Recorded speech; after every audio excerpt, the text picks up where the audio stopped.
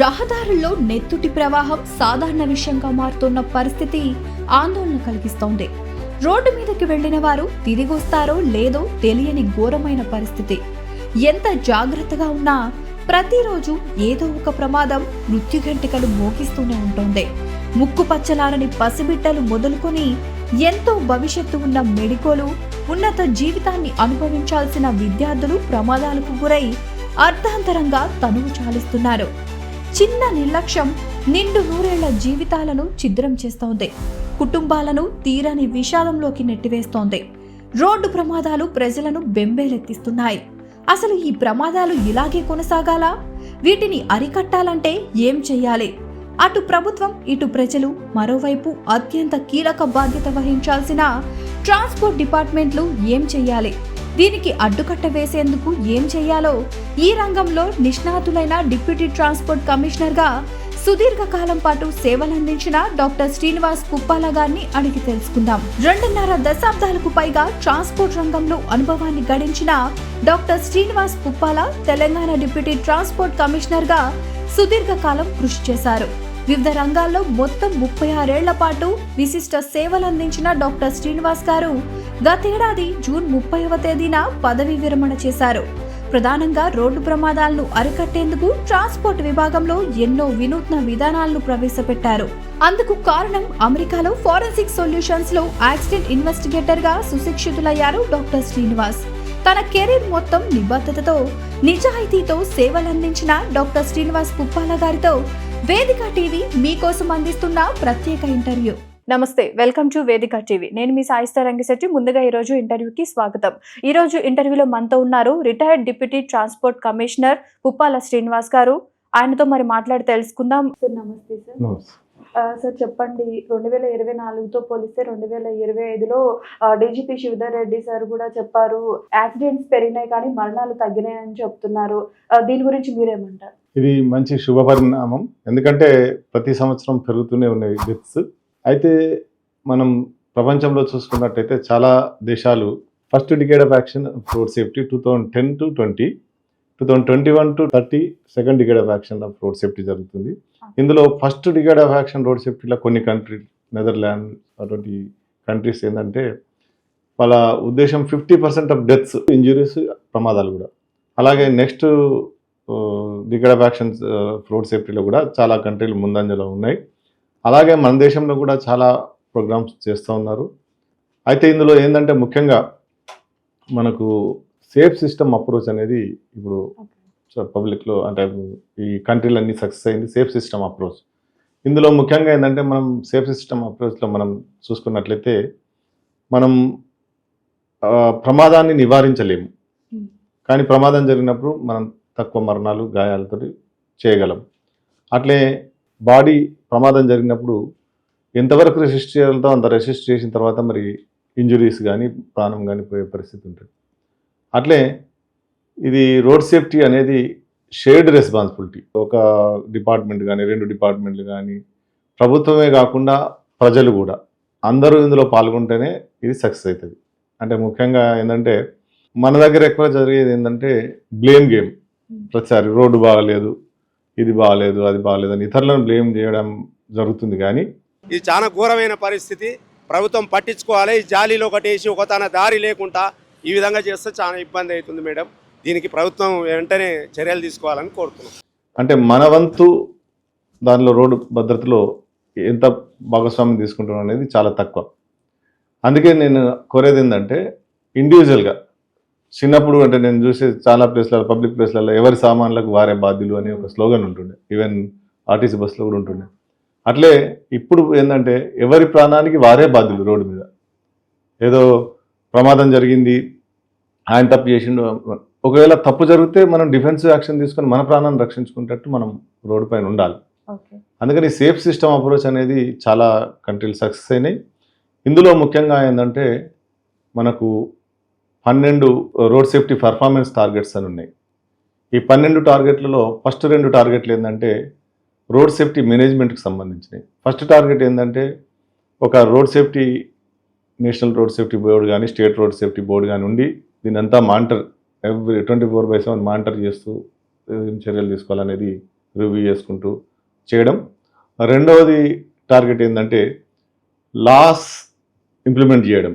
అంటే గ్లోబల్గా ఎన్నో కాన్ఫరెన్స్లు జరుగుతుంటాయి, అందులో చట్టాలు ఎలా అమలు చేయాలనేది కూడా అన్ని కంట్రీస్ ఒక సిగ్నటరీగా ఉంటాయి. మన కంట్రీ కూడా అందులో భాగస్వామ్యం ఉంది. ఇందులో చట్టం చేయడం ఒకటి, చట్టాన్ని ఇంప్లిమెంట్ చేయడం, ఇది రెండో టార్గెట్. 3-4 టార్గెట్లు రోడ్లకు సంబంధించినవి. మూడో టార్గెట్ ఏంటంటే కొత్త రోడ్లు ఏవైతే ఉన్నాయో వాటిని రోడ్లకు కూడా రేటింగ్ ఉంది. ఆ రేటింగ్ ప్రకారం అంటే సేఫ్టీ రేటింగ్స్ ఉన్నాయండి. ఓకే. అంటే ఎలాగా కనుక్కునాలి సార్ ఇది సేఫ్టీ మెజర్స్? అంటే రోడ్‌కి ఇంతవరకు సేఫ్టీ ఉంది అని చెప్పి ప్రజలు ఎలా కొన్ని తెలుసుకోవాలి? సంస్థలు ఉన్నాయి, అవి రోడ్డు కండిషన్ అంటే ఆ రోడ్డును ఎగ్జామిన్ చేసి ఇన్స్పెక్ట్ చేసి దానికి అంటే దానిలో కూడా ఇప్పుడు మనకు డిఫరెంట్ టైప్ ఆఫ్ యూజర్స్ ఉంటారు. ఒక రోడ్లో పెడెస్ట్రియన్ ఉంటాడు, మోటార్ సైక్లిస్ట్ ఉంటాడు, కారు యూజర్స్ ఉంటారు, హెవీ వెహికల్ యూజర్స్ ఉంటారు. వీళ్ళందరికీ ఒక్కొక్కరికి వాళ్ళకి సరైన పెడెస్ట్రియన్ ఉన్నాడు, పెడెస్ట్రియన్ ఫెసిలిటీస్ ఉన్నాయా లేవా? అంటే పెడెస్ట్రియన్ ఫెసిలిటీస్ అంటే సైడ్ వాక్స్, మనకు ఏదైతే ఫుట్పాత్ అంటామో ఉన్నాయా లేవా? ఫుట్పాత్ ఉన్నా మళ్ళీ అక్కడ ఎక్కడన్నా రోడ్ క్రాసింగ్ చేయడానికి జిబ్రా క్రాసింగ్స్ కరెక్ట్ ఉన్నాయా లేవా? ఇవన్నీ కూడా అంటే పెడెస్ట్రియన్ ఫెసిలిటీస్ కింద వస్తాయి. అవన్నీ ఉంటే దాని రేటింగ్ 0 to 5 రేటింగ్ ఉంటుంది. ఆ 5 రేటింగ్ అనేది అత్యంత ఉత్తమమైన రోడ్ అన్నట్టు. అట్లే ప్రతి వెహికల్ యూజర్కు ఒక రేటింగ్ అనేది ఉంటుంది. అది 5 రేటింగ్ వస్తే మంచి రోడ్ అన్నట్టు, సురక్షితమైన రోడ్డు. అట్లా కొత్త రోడ్లు అనేవి కంపల్సరీ 100% రేటింగ్ 5 ఉండేటట్లు చూసుకోవాలి. అట్లే పాత రోడ్లు 2030 వరకు అట్లీస్ట్ 50% సురక్షితమైన రోడ్ల కింద కన్వర్ట్ చేయాలి. ఇది ఈ 2 టార్గెట్లు. అంటే మనకు ఫస్ట్ 2 అవి అయితే సెకండ్, థర్డ్, ఫోర్త్ అనేది ఇవి. ఫిఫ్త్ది ఏంటంటే వాహనాల్లో కూడా మనకు సేఫ్టీ ఫీచర్స్ వచ్చినాయి. ఏంది, సపోజ్ ఫర్ ఎగ్జాంపుల్ బెల్ట్ పెట్టుకోకుండా మనకు బీప్ వస్తుంది. ఆ బీప్ అనేది ఇంతకుముందు లేకుండే, ఇప్పుడు కంపల్సరీ చేశారు. సేఫ్టీ, ఇది ఒక సేఫ్టీ ఫీచర్. ఈవెన్ బైక్స్ కూడా హెల్మెట్ లేకపోతే కొన్ని వెహికల్స్ కూడా పెట్టారు. ఎగ్జాక్ట్లీ. అట్లే మనకు స్పీడ్ 80 దాటితే సింగిల్ బీప్ వస్తుంది, అలర్ట్ చేస్తుంది. మనం 100 దాటితే కంటిన్యూస్ బీప్ వస్తుంటుంది. ఇవన్నీ కూడా ఇప్పుడు ఫీచర్స్ ఇంక్లూడ్ చేశారు. అట్లే మీకు ఎయిర్ బ్యాగ్స్ అనేది ఆల్రెడీ మన దానిలో ఫ్రంట్ ఎయిర్ బ్యాగ్స్ అనేది కంపల్సరీ ఉంది.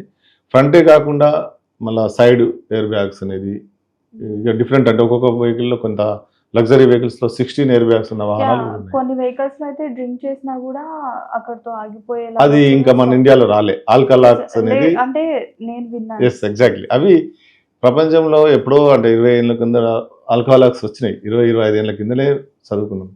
కానీ ఇంకా మన దగ్గర చట్టపరంగా ఇంప్లిమెంటేషన్ రాలేదు. మీరు అన్నట్టు అది వాహనంలో డ్రైవర్ కూర్చోగానే శ్వాసతోటి సెన్స్ చేసి ఆల్కహాల్స్ అంటే కారు స్టార్ట్ కాదు.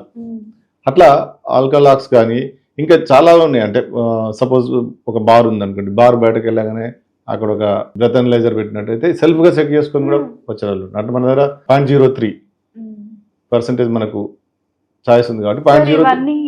పోలీస్ వాళ్ళు కూడా అట్లా రోడ్స్ అంటే ఎక్కడైతే ట్రాఫిక్ సిగ్నల్స్ ఉన్నాయో అక్కడ పెట్టకుండా డైరెక్ట్ బార్స్ దగ్గర పెడితే ఇంకా బాగుంటది కదా సార్.